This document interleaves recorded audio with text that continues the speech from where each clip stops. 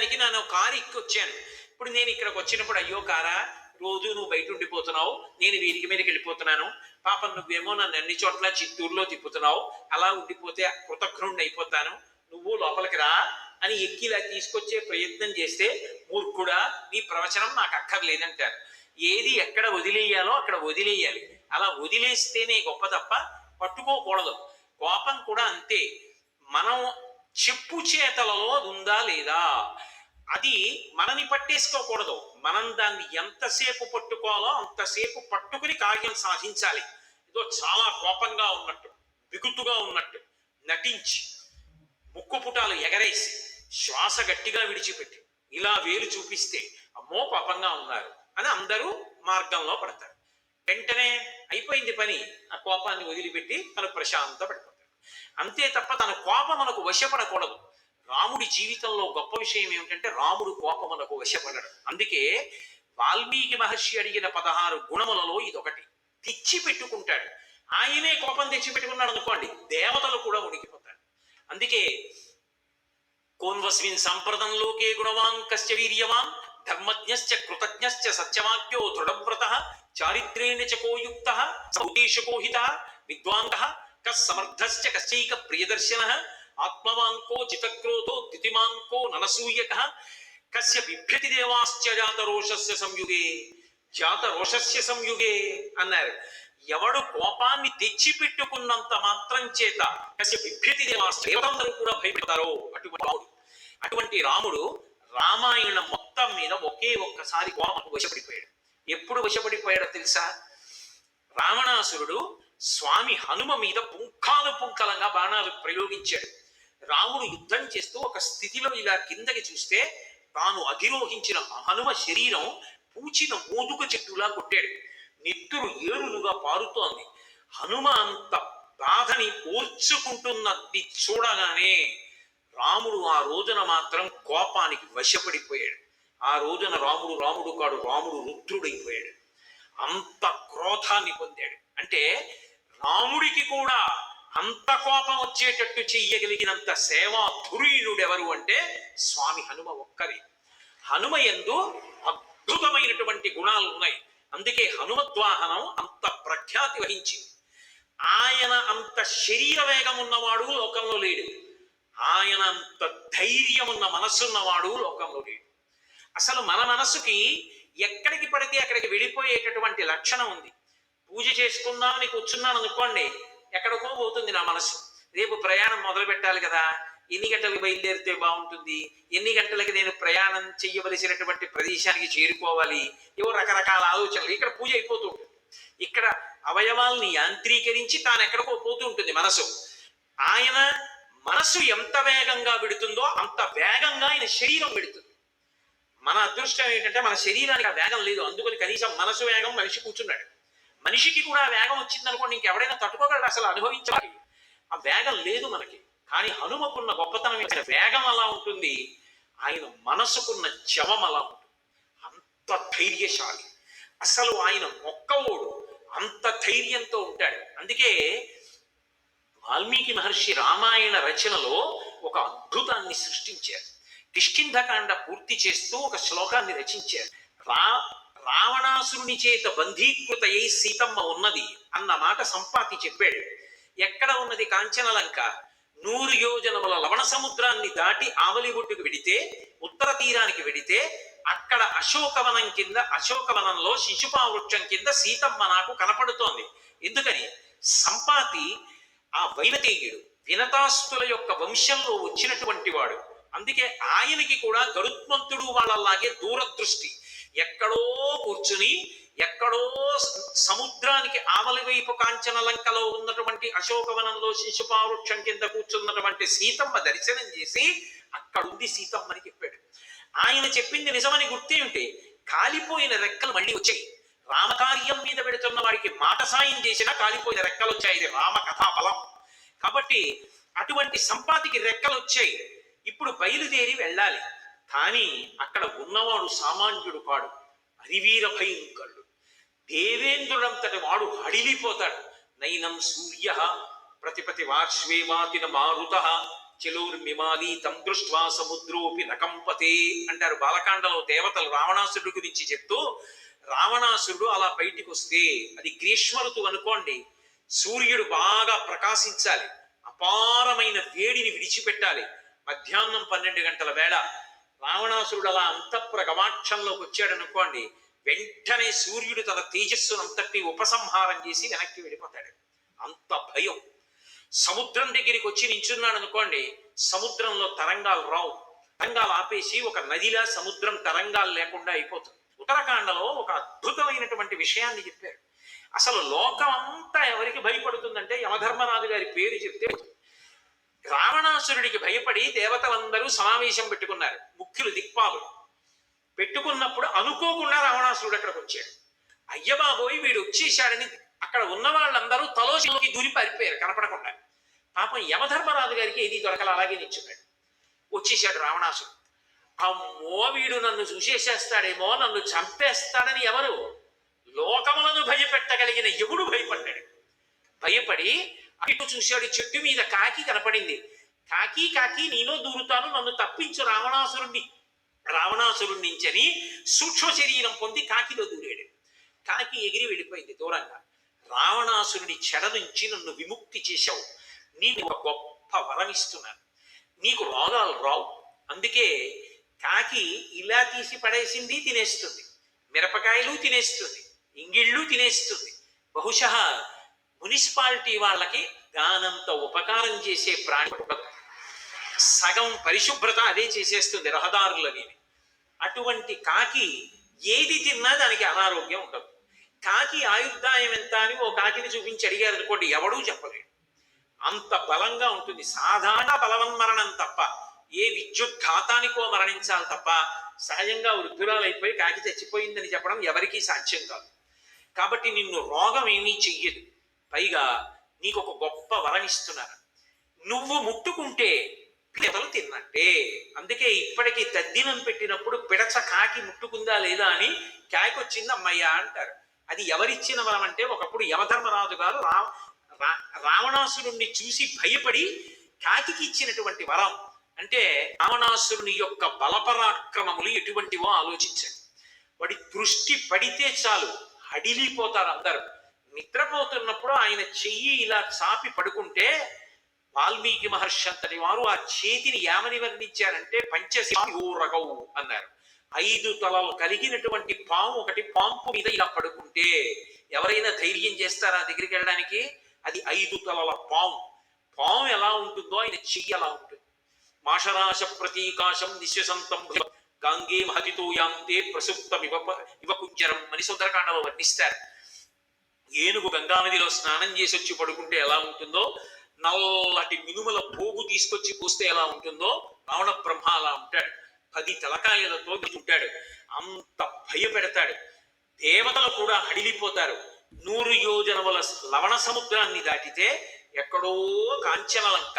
ఆ కాంచనలంకలో సీతాభరణార్థేన రావణేన సురక్షితాం సమంతాద్విచరద్భిశ్చైరుగ్రధన్విభిః అంటారు మహర్షి. ఎప్పుడు ధనస్సులకి విట్టినారి తొడిగి బాణాల్ని ఇలా పట్టుకుని తిరుగుతుంటారట. ఏమో ఎవరొస్తారో సీతమ్మ తల్లి చాడ కనిపెట్టడానికని రాక్షసులు ఎప్పుడూ విచ్చుకత్తులు పట్టుకు తిరుగుతూ ఉంటారు. రాముడు తన బలం మధ్యలో ఉన్నాడు, విడుతున్నవాడు తానొక్కడు విడుతున్నాడు. రావణుడి యొక్క ప్రీతి అంతా సీతమ్మ మీద ఉంది. ఆఖరికి ఆవిడ్ని ఒక పురుష రాక్షసుడు చూడ్డాన్ని కూడా ఆయన అంగీకరించాడు. అందుకే చుట్టూ స్త్రీలని కాపు పెట్టాడు. విపరీతమైనటువంటి కామోద్రేకం కలిగినటువంటి వాడు, అంతటి ఉన్మాదమైన బుద్ధి ఉన్నవాడు. అటువంటి లంకకి వెడుతున్నవాడు ఒక్కడే. సాధారణంగా అటువంటి ప్రయత్నం మీద ఎవడైనా వెళ్ళాలి అంటే అసలు ఆ ప్రయత్నాన్ని చెయ్యడెవడు. అమ్మో రావణాసురుడు ఉన్నాడు మాకెందుకు వచ్చిన గొడవ అని ధైర్యం చెయ్యరు. పైగా 100 యోజనముల లవణ సముద్రాన్ని దాటగలిగిన మొనగాడెవరు అని అడిగితే అంగదుడంతటి వాడు 100 యోజనాల్ని దాటి వెళ్ళగలనేమో, తిరిగి రాగలనని నమ్మకం లేదన్నాడు. జాంబవంతుడంతటి వాడు అప్పుడు వామనమూర్తి పెరిగి పెద్దవాడు ఈ 3 లోకములను కొలిచేస్తే ఇంతంతైవటుడు ఇంతయై వరుగుతానింతయ్య భోవీధిపై అంతై తోజిత మండల క్రమణ కల్లంతై ప్రభారాశిపై అంతై చంద్రునకంతయై ధ్వనిపై అంతై మహర్వాటిపై అంతై సత్య పదోన్నతుండగచు బ్రహ్మాండంత సంవర్ధీరిపోతే 21 మార్లు ప్రదక్షిణం చేశారు. కానీ ఇప్పుడు ఓపిక లేదు, మోకాళ్ళు నొప్పి. ఎగరలేని 100 యోజనాలు హనుమాను ఒక్కడివే ఎగరగలవని శాప విమోచనం అయ్యేటట్టుగా స్తోత్రం చేస్తే ఆయన ఒక్కడే ఎగరడానికి సిద్ధపడ్డారు. ఆయుధగిరి శిఖరముల మీద నిలబడినటువంటి హనుమ గురించి కిష్కింధకాండ పరిసమాప్తం చేస్తూ వాల్మీకి మహర్షి రామాయణంలో ఒక మాట చెప్తారు. సవేగవాన్ వేగ సమాహితాత్మ హరిప్రవీర పరవీరహంత మనస్సమా మహానుభావు జగామలంకాం మనసా. వెడుతున్నటువంటిది అంత భయంకరమైన కాంటి లంక.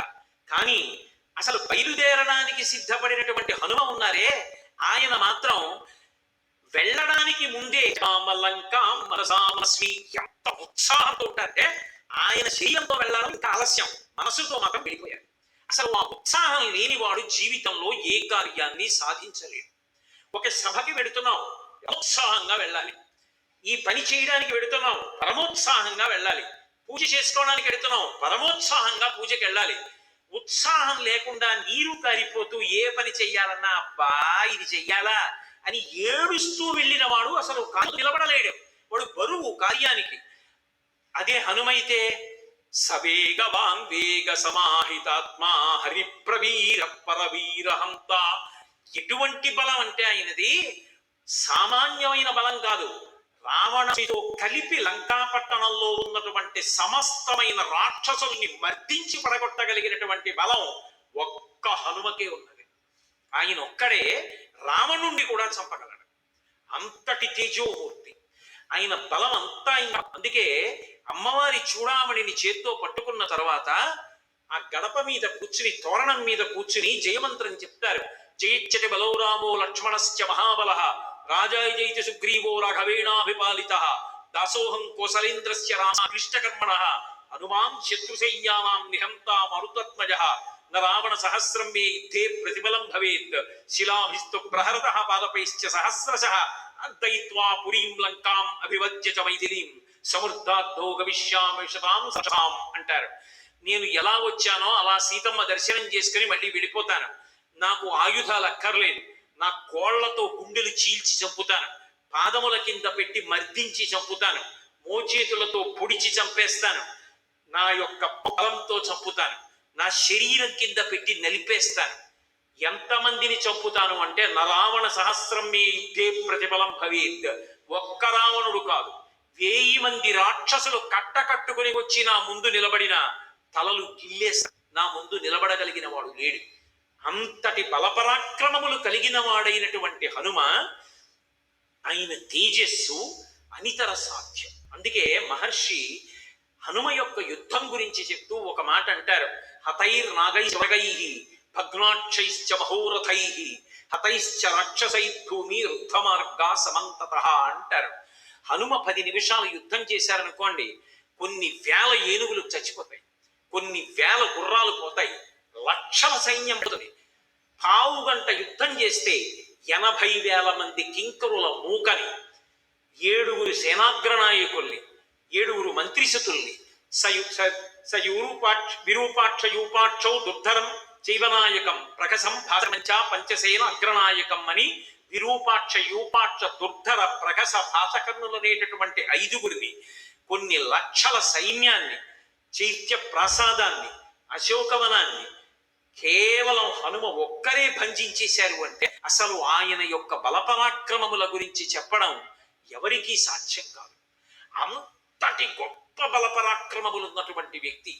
ఎంత బలపరాక్రమాలు ఉన్నాయి అంటే అన్ని ఉండి కూడా జీవితం మొత్తం నా కోసం ఈ బలాన్ని ఉపయోగించుకుంటానని ఆయన ఉపయోగించుకున్నటువంటి సంఘటన ఒక్కటి లేదు.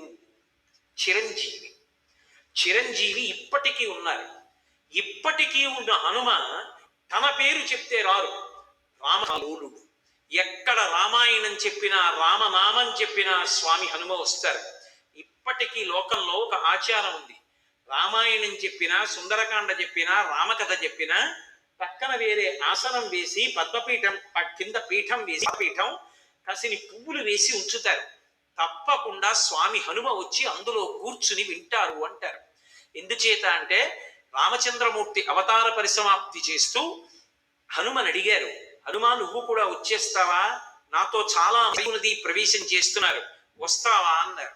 హనుమ అన్నారు, స్వామి నాకు మీ కథ ఒకటి మీరొకటి కాదు. మీ కథ ఈ లోకంలో ఉన్నంత కాలం నేను ఇక్కడే ఉండి రామనామం చెప్తూ రామ కథ ఎక్కడ చెప్పబడుతుందో, రామనామం ఎక్కడ చెప్పబడుతుందో అక్కడికి వెళ్ళి కూర్చుంటా, కూర్చుని నేను కాపాడతాను అన్నారు. రామచంద్రమూర్తి వరమిచ్చారు. మత్కథా ప్రచరిష్యంతి యావల్లోకే హరీశ్వర తావద్రమస్య సుప్రీతో మద్వాక్యం అనుపాలయన్. నిన్ను నేను శాసనం చేస్తున్నాను, చిరంజీవిగా ఈ లోకంలో ఉండు, భవిష్యత్ బ్రహ్మవి. ఎక్కడెక్కడ రామనామం వినపడినా, ఎక్కడెక్కడ రామ కథ చెప్పినా అక్కడక్కడికి వెళ్ళి నువ్వు ఉండు. నువ్వు వెడితే చాలు మంగళాలు జరుగుతాయి. హనుమ పేరు చెప్తే చాలు, హనుమ గురించి విని చాలు, హనుమ యొక్క కథని విన్న, ఒక్క నమస్కారం చేసిన చచ్చిపోయేవాడు బ్రతుకుతాడు. అది మనిషి జీవితానికి తీవ్ర స్థాయి. ఇక చచ్చిపోవడం అనేటటువంటి మాట ఎప్పుడు వస్తుంది? మాట అనకూడదు. ఆత్మహత్య చేసుకుంటాను అనకూడదు. నేను చచ్చిపోతానండి, ఇక బ్రతకను, నేను బ్రతకలేనన్న మాట ఎప్పుడు వస్తుంది? ఇక ఈ కష్టాల నుంచి నేను బయటికి రాలేనంటే. చచ్చిపోతానన్న వాడిని కూడా బ్రతికించగలిగిన వారెవరంటే హనుమ ఒక్కరే.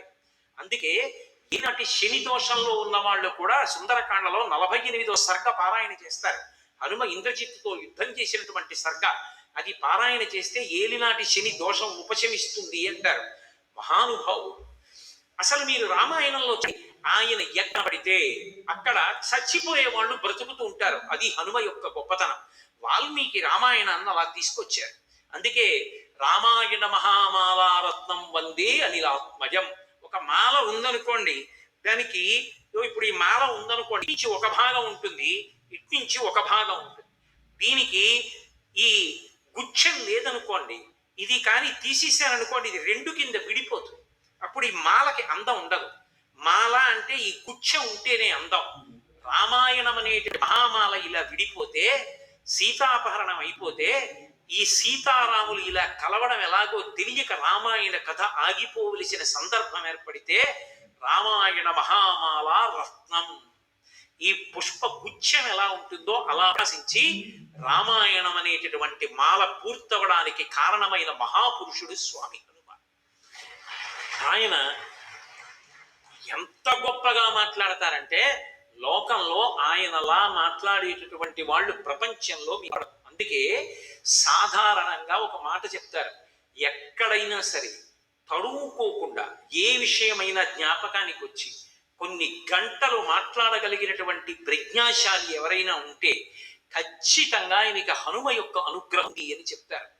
హనుమ అనుగ్రహం పొందినటువంటి వాళ్ళు ఎవరు ఉంటారో వాళ్ళు అంత గొప్పగా మాట్లాడగలిగినటువంటి సమర్థతని పొందుతారు. అందుకే ఆయన వాయుపుత్రుడు. మాట వాయువు వలన వస్తుంది. మీరు చూడండి, ఆయన మాట్లాడినట్టు ఎవరు మాట్లాడరు. ఆయన సురసతో మాట్లాడితే రామకథని పరమ సంక్షిప్తంగా చెప్తారు. ఒక చోట ఎక్కువ చెప్పవలసి వస్తే ఎక్కువ చెప్తారు. ఎక్కడ మాట్లాడకూడదో అక్కడ మౌనంగా ఉంటారు. ఎక్కడ ఎంత మాట్లాడాలో అంత మాట్లాడారు. ఎంత మాట్లాడతారో అంత మాట్లాడగలిగినటువంటి హనుమ ఏది మాట్లాడాలో అది మాత్రమే మాట్లాడగలిగినటువంటి ప్రజ్ఞ ఆయన అయోమయ స్థితిలోకి వెళ్ళినప్పుడు కూడా ఆయనను అనుసరిస్తుంది, ఆయన యందు ప్రకాశిస్తుంది. ఇది అపాక స్థాయి పరీక్ష రామాయణంలో. ఎందుకంటే ఆయనలా ఎవరు మాట్లాడలేరు. కానీ ఒకే ఒక్క సందర్భంలో రామాయణంలో హనుమ కూడా మాట్లాడటం మర్చిపోయాడు. ఆయనకి కూడా ఏం మాట్లాడాలో అర్థం కాల, స్తంభీభూతుడై నిలబడి. ఎందుచేత అంటే నిజానికి పరీక్ష ఎవరికి వచ్చింది అంటే స్వామి హనుమకు వచ్చింది. సుందరకాండలో సీతమ్మ తల్లి దర్శనం చేశారు. అమ్మయ్యా, తల్లి దర్శనమైంది, రామచంద్రమూర్తికి చెప్పచ్చు అనుకున్నారు. అకస్మాత్తుగా ఆయన ఊహించాలి, ఆ తల్లి లేచి ఇక్కడ నేను ఉండలేను, ఈ రావణుడు నన్ను సంతోషంగా బ్రతకనివ్వడు, రాముణ్ణి కలుస్తానన్న ఆశ లేదు, అందుకని ప్రాణములు విడిచిపెట్టేస్తానని పూసిన శిశుపావృక్షపు చెట్టు కొమ్మని కిందకి వంచి త్రాగటానికి విషం ఇవ్వడు, చావడానికి అవకాశం ఇవ్వడు, నేను కోరినట్టు బ్రతకనివ్వడు. అది రాక్షసత్వం అంటే. కాబట్టి చచ్చిపోతానని దీర్ఘమైనటువంటి తన జటని తీసి కంఠానికి ఉరిపోసుకొని కొమ్మకి ముడి వేసి కొమ్మని వంచి పట్టుకుంది. ఇలా వదిలేయండి, కొమ్మ పైకి తేలిపోయిందా? ఉపవాస కృషాం దీనాం అనసనేనచ అన్నారు మహర్షి. ఉపవాసముల చేత కృషించిపోయింది ఆవిడ. కొమ్మతో పాటు శరీరం పైకి లేచిపోయిందా? తేలిపోతుంది. పైన కూర్చుని చూస్తున్నారు. సూర్యే చరిరాత్రో దేహం సంక్షిప్య మారుతి వృషణం చకమాత్ర సంభవో అద్భుత దర్శన. పిల్లి పిల్లంత రూపంతో ఉన్నారు. కాబట్టి ఎలా, నేను అనుకోలేదే, ఇప్పుడు ఈ సీతమ్మ శరీరాన్ని విడిచిపెట్టేస్తే నేను తిరిగి వెళ్ళిన తర్వాత ఎలా ఉంది సీతమ్మ అని అడిగితే చూశాను అని ప్రాణం వదిలేసిందని చెప్పనా? కానీ ఇప్పుడు ఎలా మాట్లాడడం? ఏవం బహువిధాం చింతాం చింతయిత్వాం మహాకపి సంసరో మధురం వాక్యం వైదేహ్యం వ్యాజహార అన్నారు మహర్షి అంతటి వారు. ఇంత గొప్పవారైన హనుమ ఏం చెయ్యాలో అర్థం కాల. ఇప్పుడు నేను వానర భాషలో మాట్లాడితే ఆవిడకి అర్థం కాదు, సంస్కృతంలో మాట్లాడితే ఆవిడ పైకి చూస్తుంది. వానరుడేమి, సంస్కృతంలో మాట్లాడటం ఏమి? రావణాసురుడు వచ్చాడన్న మాటని మరింత భయపడి పంప వదిలేస్తుంది. వదిలేస్తే ఉరి బిగుసుకుపోతుంది.